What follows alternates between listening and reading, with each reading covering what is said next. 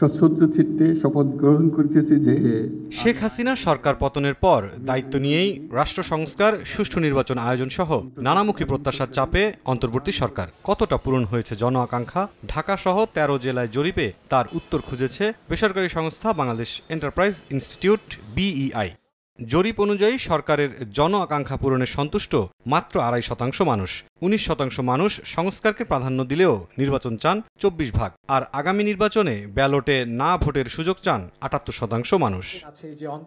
ফলাফল তুলে ধরে রাজধানীর গুলশানে একটি হোটেলে গণতান্ত্রিক বাংলাদেশের ভবিষ্যৎ, জনমানুষের ভাবনা ও প্রত্যাশা শীর্ষক গোল টেবিল আলোচনায় যোগ দেন বিভিন্ন দলের রাজনীতিক ও ঐকমত্য কমিশনের সহসভাপতি।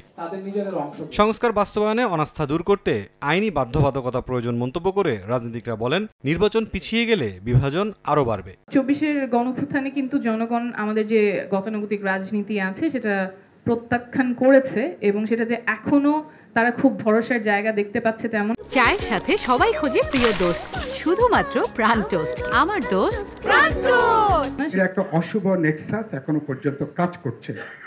গত ১ বছরে এই নেক্সাস ভেঙে দেওয়া দূরের কথা, নতুন করে নানাভাবে এটা শক্তিশালী হচ্ছে। রাজনৈতিক দলগুলো যারা ভবিষ্যতে জনপ্রতিনিধিত্ব অর্জন করবেন তাদের ক্ষেত্রে বাধ্যতা কিভাবে আরোপ করা যায়, আইনি বাধ্যবাধকতা, এই আমাদের ঐকমত্যের অংশ, সেটা নির্ধারণ করার জন্য আমরা প্রস্তাব উত্থাপন করেছি। এখনই সংবিধান সংস্কারের পেছনে ভিন্ন উদ্দেশ্য দেখছেন বিএনপি স্থায়ী কমিটির সদস্য সালাউদ্দিন আহমদ। যদি এখন বলা হয় যে সমস্ত সংস্কার প্রস্তাবগুলো এখনই বাস্তবায়ন করতে হবে, ইনক্লুডিং কনস্টিটিউশনাল অ্যামেন্ডমেন্ট প্রপোজালস, এর পিছনে অন্য কোনো উদ্দেশ্য আছে কিনা যারা বলছে সেটাও আপনারা একটু বিশ্লেষণ করে দেখবেন। জাতীয় ঐকমত্য কমিশনের সহসভাপতি আলী রিয়াজ বলেন, পরিবর্তনের জন্য কেবল নির্বাচনই যথেষ্ট নয়। এই ইন্টারিম গভর্নমেন্ট একটা নির্বাচনের আয়োজন করলো, তারপরে আপনারা কেউ না কেউ জিতলেন, কেউ না কেউ হারলেন, কেউ অভিযোগ করলেন, কেউ করলেন না, সেটাই ট্রানজিশন। ডেমোক্রেটিক ট্রানজিশন এত সহজ, ইনস্টিটিউশনটা বিল্ড করেননি। ট্রানজিশন নির্বাচনের রিকোয়ারমেন্ট, নেসেসারি, নট সাফিসিয়েন্ট।